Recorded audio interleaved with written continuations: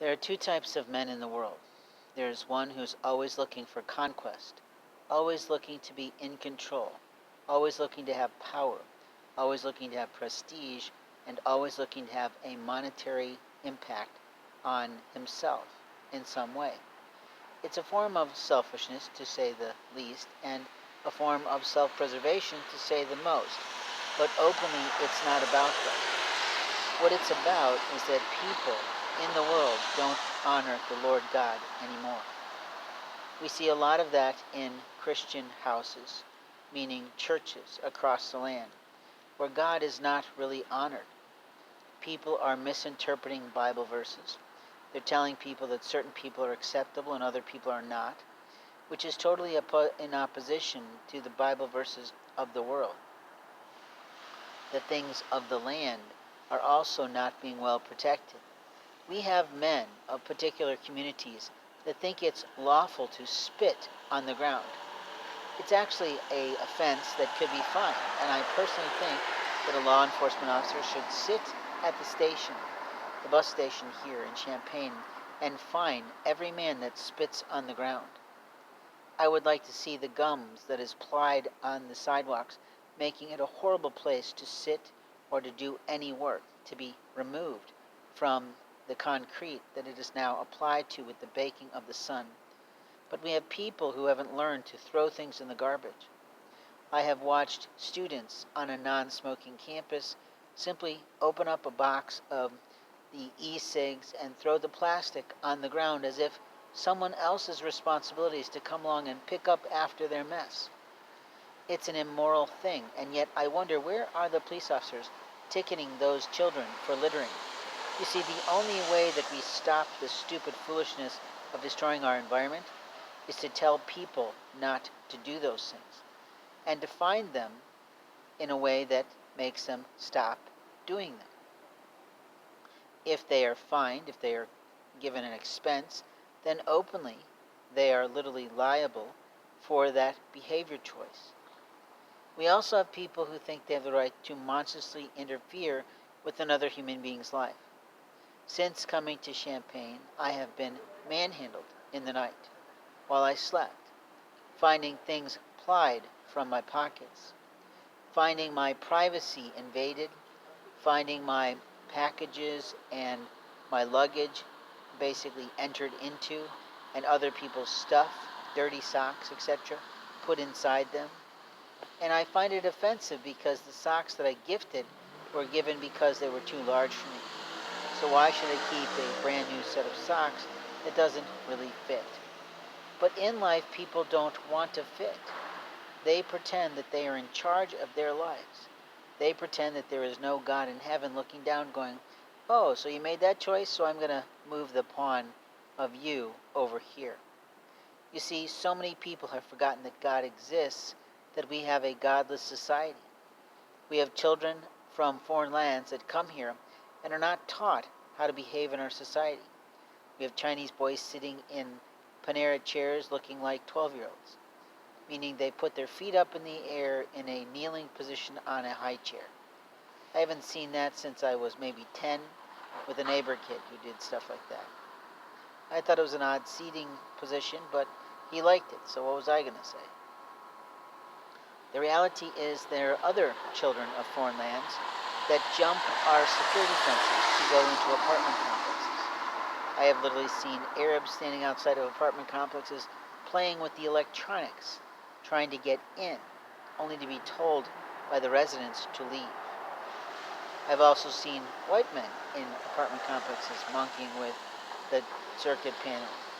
And then we have the immature children who have slight mental illnesses who stand in one place all day long because they are stuck in their life and they have no mentor that they trust or are willing to drop their guard with to go do the right thing, which is to find help in a way they need to find help. There is always someone that is trying to get on my phone. This happened after I was plied with some food that caused me to fall asleep, and I woke up the next afternoon, or that afternoon, I can't remember which, and openly found that someone had disheveled my clothes. I had literally taken things from my pockets, had my phone started to be hacked again, and openly that's immoral. My life is my life. Your life is openly your life. But how do we tell people not to monkey in our lives who don't belong in our lives? I have siblings that sort of monkeyed in my life, but I had to finally tell them to leave my life alone because they were ruining my life with people. They were destroying my privacy, and they were insulting me regularly. So why would I spend my time with those people? When a dear, dear friend started to behave in an outrageous, raging way towards my life, I just said, look, I'm in the middle of something important. I'm losing my life partner of many years, and I just don't have the time or energy or emotional fortitude to be yelled at by someone that I barely know. And openly, she was yelling at me a lot. Because I loved her, I didn't mind so much. Because I could see the challenges she was facing, I didn't care so much because I knew she was working it out in her way. And it's actually something I love about her. I love the fact that she is fire and ice, and if we quote the Beastie Boys and Nasty Girls or Ghastly Girls kind of books that I got as a child to help me, encourage me to read more from my late father, it's one of those kind of nursery rhymes, you know, how little girls are made of certain things and little boys are made of certain things. But the truth is, in the world today, we can't say what the Lord makes. What the Lord makes is what the Lord makes. If it exists today, then the Lord has made it. If the Lord has made it, then the Lord has made it. There is no way to say that someone was not made by God. I do feel that those people who do those silly dancing with snakes in worship are disarming themselves in a way. They're also putting themselves at great lethal risk, which is their right, I suppose, but in truth, those snakes don't belong in a dance. If they belonged in a dance, then we would be dancing with them all the time. Instead, they belong in the earth, where they are protecting us from other type of rodents and other type of things that can do damage to us, like scorpions and etc. But I only suggest that. I am not a scientist, and I am not a pathological person either, meaning I don't know the pathology of animals or plants. All I can tell you is the very rare things I learned long ago in 7th grade science class, which was my most memorable aspect of science that I ever studied. It was a fun class. I had a cute lab partner who didn't mind dissection as much as I did, and it was sort of funny because she was a cheerleader who came in from the South, and she was a lot of fun and very loving in her soul, and everybody liked her, and especially me. But the reality is it didn't matter. In life, we have moments of time to tell someone how we feel, and if you've received a loving request of a marriage or something else to be given to you by someone who loves you more than anything, the last thing that that person wants is to be held waiting for a long time to whether or not you've either A, received the proposal, 2, willing to talk about the proposal, or 3, have no interest in that area. It's hard to tell people you don't care for them, but it's also hard to sit there and lie before God saying, I don't care for someone, when you clearly do care for someone. You see, some people feel they hate someone only to discover that they actually deeply and profoundly love someone. And other people can't understand why they love someone so deeply when they're only finding that that's the truth. At every waking moment, they're thinking of that person and they can't figure out why. It's not an obsession. It's a passion that the Lord puts in us that says there is something about you that is so unique and special that I just can't let go. No matter how many times I've prayed, God, please take this away. Please allow me to let go of these feelings. In one particular case, I haven't been able to. Every time I do, I get the new sign, the new letters of that person's name, the new provision of that individual's name in someone else, and I'm like, this is murdering my soul. Because the only person I long to see is that individual, is absolute truth. It's not that I don't mind other people. It's not that I don't want to meet other people. It's just that that soul, one of the 2 or 3 people that I've met in my lifetime that has moved me in ways I can't even explain sometimes, and many I can, has made such an impact on my life totally changed and transformed my entire life and being, that I want to tell her about it. I also want to say, why would you show me how to utilize a tool of old pagan skill sets and pendulum workings and dowsing and not want to see what the Lord has gifted me through what you showed me? I don't get that at all. I so cannot fathom. Why would someone teach someone how to do something and then not want to see how far they've come with what that person and that individual taught? In my lifetime, I can tell police off all I want to, but that doesn't protect me from their harm. It doesn't protect my privacy from being spouted around town. It doesn't protect my right to assembly under the First Amendment that is being impeded when I go to churches by either elderly people who think they have the right to pry into my bags, which they don't, or someone coming in from law enforcement pretending to be a parishioner only to interfere with my right to fellowship. You see, these are things that actually do occur in the world, that people actually do these things.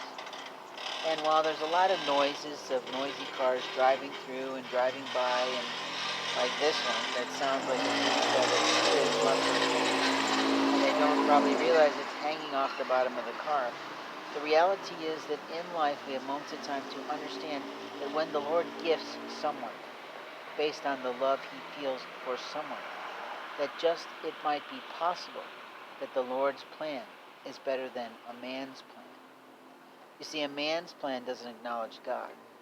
The Lord's plan only honors the Lord and only functions based on the Lord's blessing.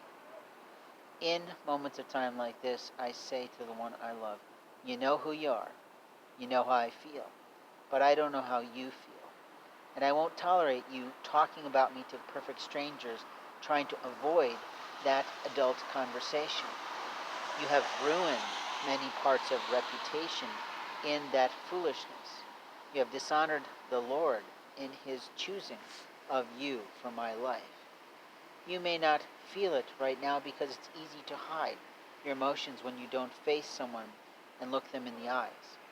It's something else entirely when you have to sit across a table at a coffee house, looking them in the eyes, or sitting next to them like we once did, where you used to run your